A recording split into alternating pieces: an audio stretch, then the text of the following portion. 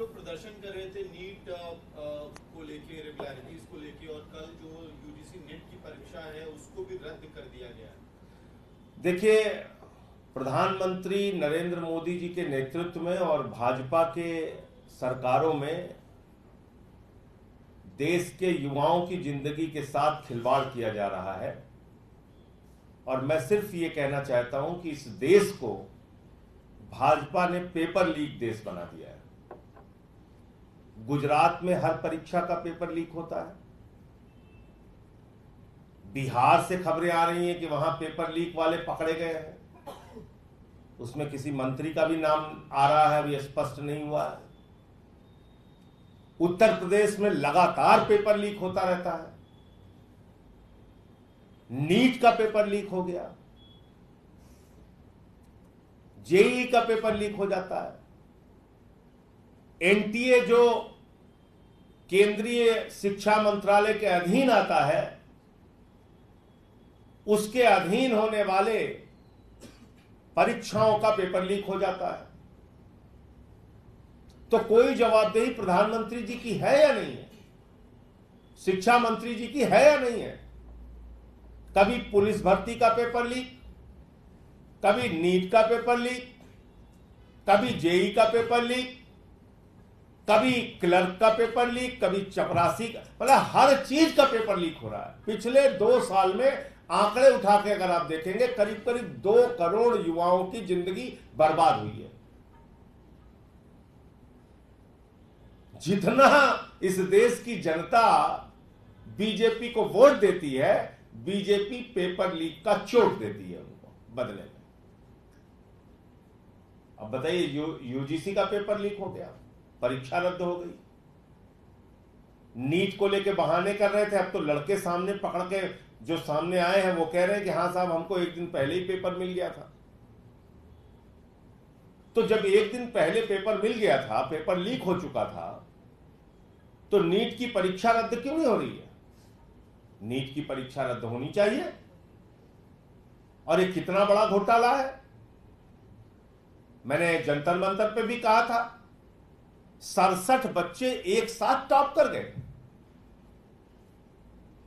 आप मुझे बताइए, कुल 48 सीट जनरल कैटेगरी की एम्स में है, 67 बच्चे टॉप कर गए। अगर वो कहें कि भाई हमें दिल्ली एम्स, हम तो टॉप किए, हमें दिल्ली एम्स में जगह दीजिए, सीट ही नहीं है वहां पे।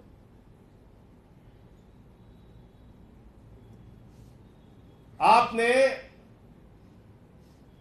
718, 719 अंक दे दिया नीट में, जबकि 718 और 719 अंक आप दे ही नहीं सकते। एक प्रश्न छोड़ने पर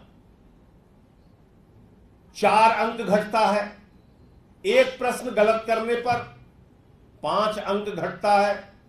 715 अंक हो सकता है, 716 अंक हो सकता है, 718 और 719 अंक कैसे हो सकता है? अब आइए, वो कहते हैं हमने ग्रेस मार्क दे दिया। बड़ी हैरानी की बात है, कोई भी परीक्षा आप देते हैं उसमें परीक्षा के नियम लिखे होते हैं। कल मुझसे छात्र मिलने आए थे नीट के। मैंने पूछा, जो फॉर्म आप लोगों ने भरा, उस फॉर्म में कहीं यह लिखा था कि समय अगर आपको कम मिलता है या कोई परिस्थिति पैदा होती है तो उस केस में आपको ग्रेस मार्क मिलेगा? बच्चों ने कहा कहीं नहीं लिखा था। ना उनके अभिभावकों को पता है, मां बाप को पता है कि कोई ग्रेस मार्क का सिस्टम इसमें है, ना ही बच्चों को पता है कि इसमें कोई ग्रेस मार्क का सिस्टम है। आप कह रहे हैं 1563 बच्चों को ग्रेस मार्क दिया है। तो मेरा सवाल यह है कि ये पूरी की पूरी परीक्षा जो एक फ्रॉड है। अच्छा हां, एक और मजेदार बात, एक बच्ची है जो फिजिक्स में फेल की हुई है, गुजरात की, और यहां वो टॉप कर रही है नीट के एग्जाम में। क्या ये सामान्य घटना लगती है? एक सेंटर है गुजरात में,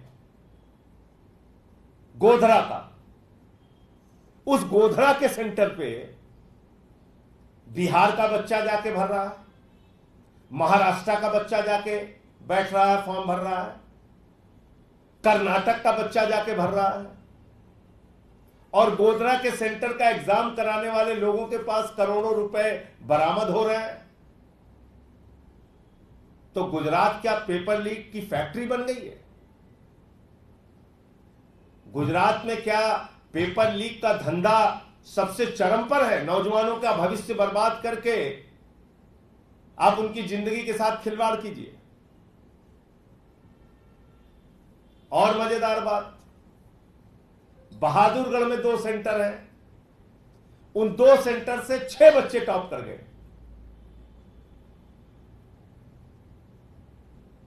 2020, 21, 22, 23 अगर आप देखेंगे, किसी साल में 3 बच्चे टॉप किए, किसी साल में 1 बच्चे टॉप किए। इस बार 67 के 67 बच्चे टॉप कर गए। कह रहे साहब ग्रेस मार्क दिया। बहादुरगढ़ में 2 सेंटर है, दोनों सेंटर में समय की बर्बादी हुई 20 से 25 मिनट। एक सेंटर के बच्चों को ग्रेस मार्क दिया गया, दूसरे सेंटर के बच्चों को ग्रेस मार्क नहीं दिया गया।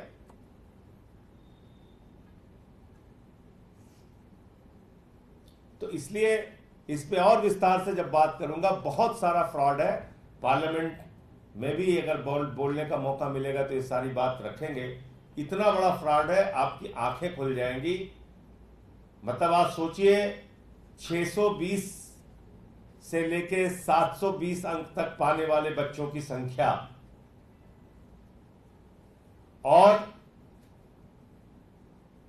520 से लेके 620 अंक पाने वालों की संख्या, इसका भी मैं खुलासा करूंगा कि नीचे वाले जो हैं उनकी बुद्धि का स्तर तो वही है जो पहले से आता रहा है। यानी जितने बच्चे आपको पिछले साल 520 से 620 अंक के बीच में मिलेंगे, वो तो संख्या उनकी उतनी ही है। लेकिन जो टॉप करने वाले बच्चे हैं उनकी संख्या बढ़ गई। कह रहे साहब इसलिए ज्यादा टॉप कर गए कि हमने 25% सिलेबस में कमी कर दी।